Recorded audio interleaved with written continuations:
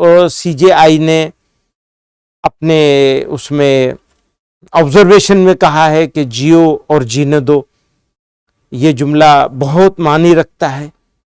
आज की तारीख में भारत का मुसलमान अपने आप को बहुत डेमोरलाइज्ड फील कर रहा है, डिफरेंट रीजंस से, एक नहीं बहुत सारे रीजंस हैं।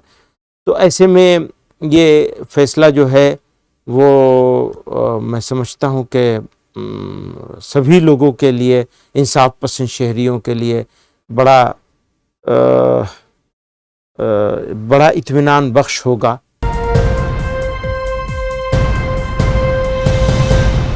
सुप्रीम कोर्ट के चीफ जस्टिस ने, उनकी बेंच ने जिसमें 3 जज थे, एक ऐतिहासिक फैसला मदरसों को लेकर दिया है। मदरसों को लेकर सुप्रीम कोर्ट ने एक ऐसा फैसला दिया है जिससे मुसलमानों में खुशी की लहर दौड़ गई है और न्याय व्यवस्था पर मुसलमानों का विश्वास जाग गया है। लगातार जिस तरह के फैसले कोर्ट्स के जरिए सामने आ रहे थे, उससे कहीं ना कहीं न्यायपालिका के ऊपर सवालात खड़े हो रहे थे। उत्तर प्रदेश की हाईकोर्ट ने जो फैसला दिया था मदरसों को लेकर के और मदरसे के छात्रों को शिफ्ट करने की बात कही थी, 20,000 मदरसे के छात्रों के भविष्य जो है वो अधर में लटक गया था। पिछली हियरिंग में सुप्रीम कोर्ट ने इस फैसले पर स्टे लगा दिया था। आज साफ तौर पर मदरसा एक्ट 2004, उस एक्ट को सही करार दिया है सुप्रीम कोर्ट ने, और जो 20,000 तकरीबन छात्र थे जिनके भविष्य जो है वो अधर में लटकता हुआ नजर आ रहा था, जिनको शिफ्ट करने की बात कही गई थी, उनका अब भविष्य पूरी तरह से सिक्योर हो गया है। लेकिन इसके साथ ही एक बात और मैं इस फैसले की आपको बताना चाहूंगा, जो बहुत ही कम सोशल मीडिया पर अभी आपने देखा होगा, वो ये है कि अब मदरसे 12वीं के बाद की जो तालीम है उसका सर्टिफिकेट नहीं दे पाएंगे। मौलवी और मुंशी का सर्टिफिकेट तो जरूर दिया जाएगा, लेकिन आलिम और फाजिल का सर्टिफिकेट जो मदारिस के जरिए दिया जाता था उस पर पाबंदी लगा दी गई है। यानी सिर्फ 12th स्टैंडर्ड तक की तालीम मदरसों में हासिल की जा सकती है, उसी को एक्ट के जो है मुनासिब माना गया है, मुआफिक माना गया है, और उसके बाद की जो तालीम है उसको ये कहा गया है कि वो यूजीसी की गाइडलाइंस के खिलाफ है। इसलिए अब मदरसों से जो है वो 12th क्लास से जो ऊपर की जो डिग्रियां हैं आलिम और फाजिल की, वो डिग्रियां जो हैं वो अब मदारिस नहीं दे जाएंगे। उत्तर प्रदेश का अरबी फारसी मदरसा बोर्ड जो है वो आलिम और फाजिल की डिग्रियां देता था, मुंशी की भी देता था, तो उस पर पाबंदी लगा दी गई है।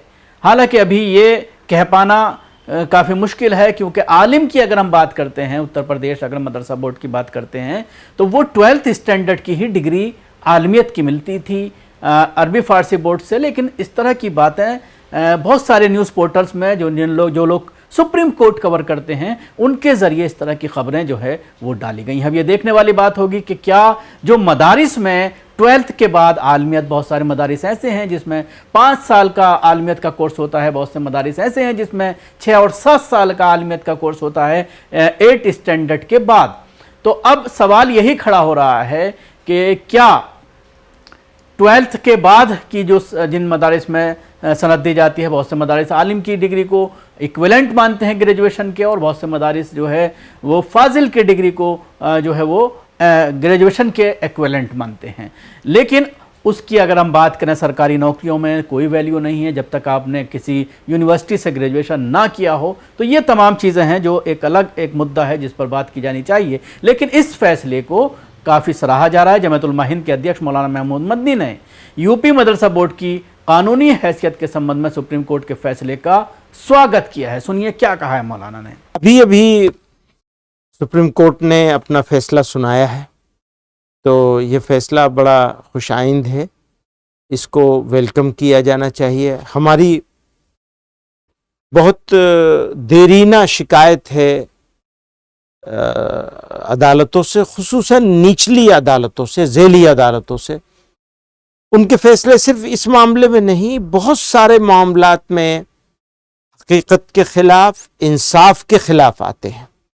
इसी तरह का एक फैसला हाई कोर्ट ने किया था जिसमें इनको गैर कानूनी करार दिया गया था और ये मदरसे के चलाने के निज़ाम को ही असंवैधानिक अनकॉन्स्टिट्यूशनल कहा गया था। तो आज सुप्रीम कोर्ट ने उसको कुछ ऑब्जर्वेशंस के साथ, लेकिन मोटे तौर पर अगर ये देखा जाए तो ये एक अच्छा फैसला हुआ है। हम इस फैसले का खैर मकदम करते हैं। इस बात को जो सीजेआई ने अपने उसमें ऑब्जर्वेशन में कहा है कि जियो और जीने दो, ये जुमला बहुत मानी रखता है। आज की तारीख में भारत का मुसलमान अपने आप को बहुत डेमोरलाइज्ड फील कर रहा है, डिफरेंट रीजन से, एक नहीं बहुत सारे रीजन्स हैं। तो ऐसे में ये फैसला जो है वो मैं समझता हूँ कि सभी लोगों के लिए, इंसाफ पसंद शहरियों के लिए बड़ा इत्मीनान बख्श होगा।